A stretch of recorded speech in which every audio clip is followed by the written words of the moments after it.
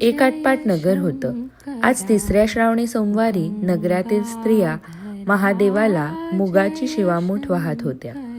शिवाचं एक अत्यंत महत्त्वाचं रूप म्हणजे तांडव नृत्य करणारा नटराज. हे तांडव नृत्य सृष्टीचा नाश व पुनर्निर्माणाचं चक्र दाखवतं. अपस्मार हा दानव अज्ञान आणि अहंकाराचे प्रतीक. ब्रह्मदेवाने दिलेल्या वरामुळे अपस्मार अजेय झाला व त्याने पृथ्वीवर हाहाकार माजवला.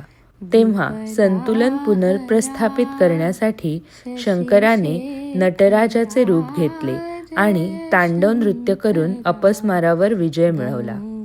नटराजाच्या आशीर्वादाने आपल्या जीवनात संतुलन व स्थिरता येवो आणि ज्ञानाचा अज्ञानावर विजय होवो. ही 60 उत्तराची कहाणी 5 उत्तरी सुफळ संपूर्ण. धन्यवाद.